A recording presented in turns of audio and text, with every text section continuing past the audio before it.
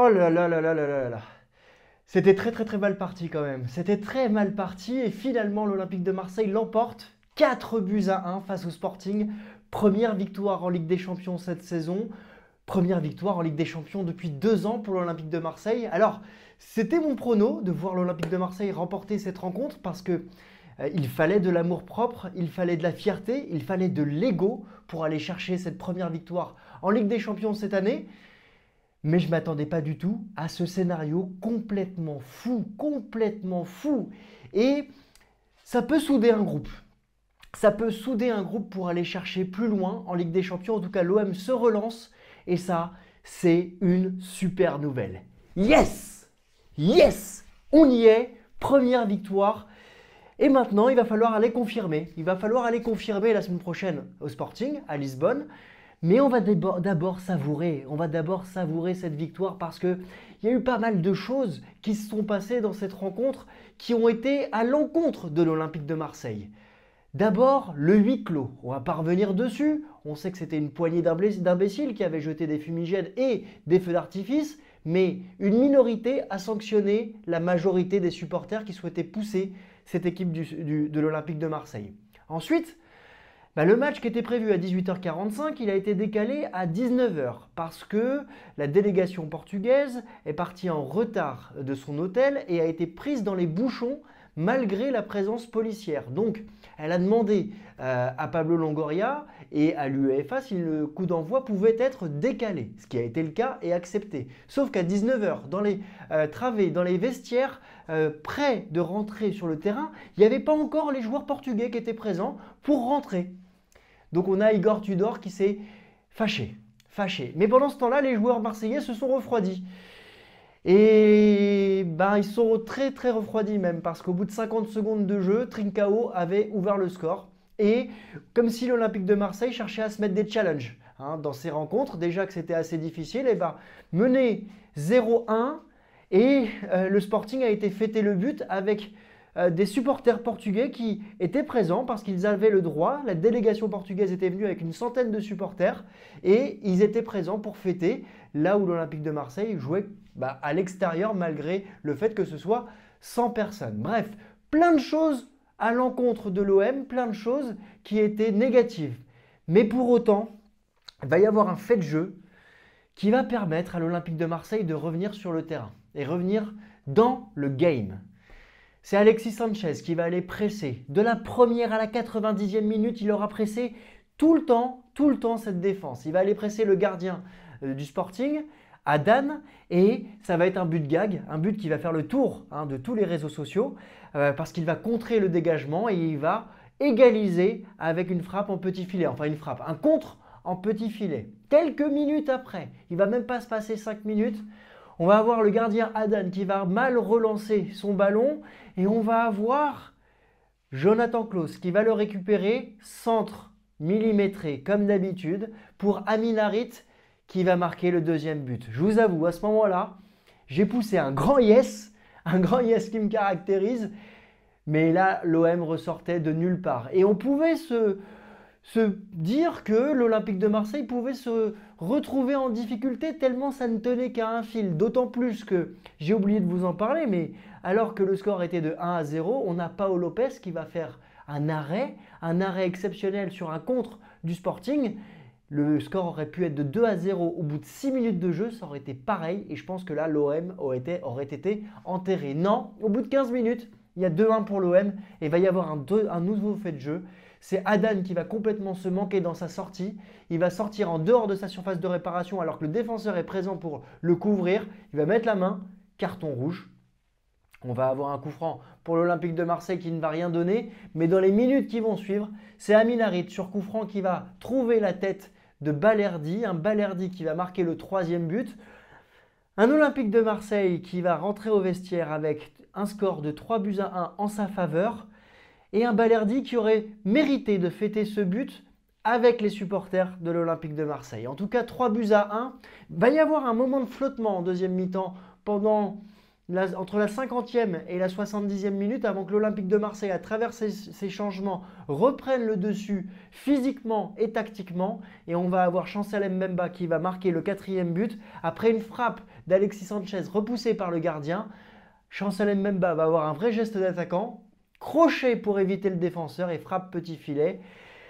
Ça fait 4-1, 4-1 dans une rencontre qui permet à l'OM de recoller au 2e et 3e et de pouvoir espérer plus dans cette Ligue des Champions. On va savourer, mais on va pouvoir se projeter également. Alors, dans cette rencontre, il y a eu les choix d'Igor Tudor. Des choix forts. D'abord, on a eu Gigot qui a été mis sur le banc alors qu'il avait fait une belle rencontre dimanche dernier en Ligue 1. Il a été mis sur le banc parce que c'est Balerdi qui a été titularisé axe gauche. On va y revenir tout à l'heure dans les top flops, mais une nouvelle fois, cet axe gauche avec Nuno Tavares n'a absolument pas été couvert sur l'ouverture du score du Sporting. Ensuite, on avait un deuxième choix fort. On en parlait ce matin sur TikTok. Je vous invite à aller me suivre sur TikTok. On a Verretou qui était titulaire malgré une performance moyenne ce week-end, avec Rongier qui était sur le banc et Guendouzi qui était lui placé en milieu de terrain. Ce qui permettait devant d'avoir Amin Harit et Under pour servir Alexis Sanchez. Et force est de constater qu'au niveau offensif, de voir Guendouzi un cran plus bas et de voir Under et Alexis Sanchez pour servir Under et Harit pour servir Alexis Sanchez, ce sont des bonnes nouvelles. Et on l'a vu, ça s'est traduit sur le terrain. Une fois que l'Olympique de Marseille a repris le jeu à son compte, on a vu cet Olympique de Marseille aller vers l'avant. Et justement, la percussion, la verticalité d'Amin Harit ont beaucoup aidé. Guendouzi, à ce niveau, c'est toujours très intéressant. Après, on a eu des choix subis de la part d'Igor Tudor. Subis parce que Jonathan Klaus s'est blessé. On va savoir s'il est incertain, j'imagine déjà, pour le match face à Ajaccio. Surtout, on espère le voir face au Paris Saint-Germain dans 10 jours. Mais on a eu un Caboret qui est rentré, qui a fait une belle performance quand même. En deuxième mi-temps, on a eu plusieurs changements. On a eu Verretou et Guendouzi qui sont sortis pour Rongier et Pape Gueye. Rongier et Pape Gueye qui sont rentrés dans la rotation de l'effectif. On parlera de Verretou dans les top flops juste après. Et puis on a Harit et Under qui sont sortis au profit de Gerson notamment qui est rentré. Et ça c'était aussi intéressant. On a eu Bailly qui est sorti aussi et c'est Gigot qui est rentré. Pour moi, on a un gros choix de la part de Igor Tudor dans sa tactique initiale. Il avait bien compris le système tactique du Sporting et ces changements ont encore une fois porté ses fruits au niveau de l'introduction des joueurs et de la tactique pour gagner. Il a été performant et surtout, il y a quelque chose que l'on doit absolument constater dans cet entraîneur, c'est qu'il implique l'ensemble des joueurs, l'ensemble de son effectif. Il a réintégré Bamba Dieng la semaine dernière. Il a fait jouer Isaac Touré également plus longtemps. Il a vraiment impliqué tout le monde une nouvelle fois. Et on le verra, je pense, face à Ajaccio ce samedi. Il intégrera et impliquera encore une fois les joueurs pour faire une rotation afin de pouvoir être performant dès mercredi prochain face au match retour, face au Sporting. Alors dans cette rencontre, il y a des tops. Et évidemment, le premier que j'ai envie de citer, c'est Amin Harit. Grand match de l'international marocain. Il monte en puissance dans cette OM. L'année dernière, il a eu des périodes fortes, des périodes moins bonnes. Mais là, je le sens vraiment monter en puissance.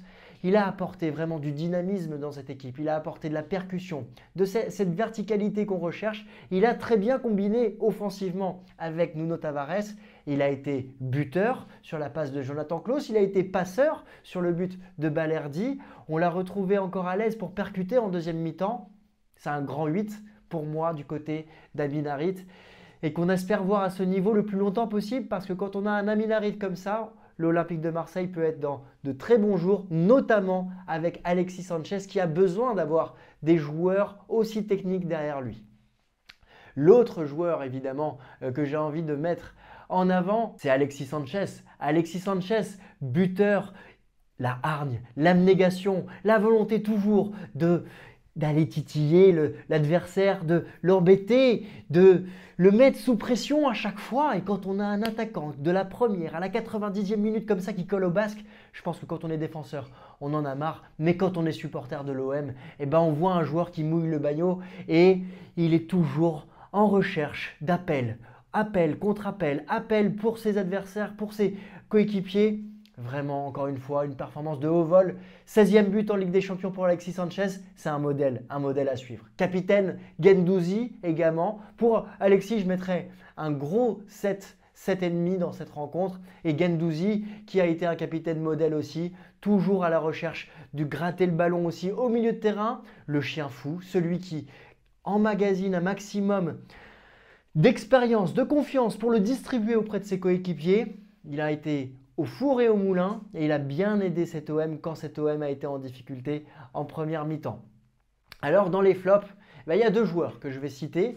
Habituellement quand l'OM gagne, j'ai toujours des demi-flops. Là, ça sera 2 flops pour moi parce que Jordan Verretou, pour moi, n'a pas été forcément très intéressant dans cette rencontre. Je pense qu'il marque le pas. Alors, il n'est peut-être jamais rentré dans cet effectif complètement, mais il va falloir peut-être qu'il se repose, peut-être face à Ajaccio samedi prochain, parce qu'il doit justement souffler mentalement, souffler physiquement et retrouver ses esprits.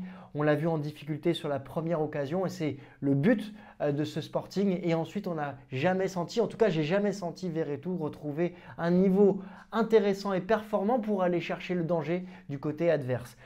Du côté gauche également, Nuno Tavares, c'est un flop pour moi sur cette rencontre parce qu'autant offensivement, il a toujours cette volonté et cette fougue et cet enthousiasme, autant défensivement, il y a toujours des boulevards dans son dos. Et le triptyque Balerdi, Verretou et Nuno Tavares est complètement fautif une nouvelle fois sur le but du Sporting. Une nouvelle fois parce que l'Olympique de Marseille encaisse la majorité de ses buts sur ce côté gauche, en phase offensive, ailier droit du côté des adversaires. Et sur la première occasion, ça a fait mouche. On avait l'impression que Verretou ne savait pas si Trincao était gaucher, par exemple. On a vu Balerdi complètement lâché par l'attaque portugaise. Et on a eu un Nuno Tavares qui était trop loin offensivement d'abord, et puis ensuite trop en retrait pour gêner l'international portugais.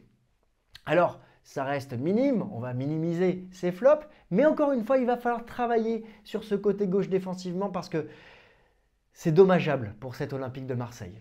Alors, la suite, c'est dès samedi, le match face à Ajaccio. Ajaccio qui est dernier de Ligue 1. Je pense qu'on va avoir encore une fois des joueurs qui vont souffler du côté de l'OM. On va apprendre des nouvelles du côté de Jonathan Klaus. On va voir si Dimitri Payet sera titulaire. On verra si Bamba Dieng réintègre l'effectif. Si Luis Suarez également est titulaire. Si Gerson joue davantage parce qu'il a joué quelques minutes ce soir. Et si Gigot joue plus, en laissant peut-être souffler Bailly ou Balerdi. En tout cas, l'OM doit gagner samedi, c'est à 17 h.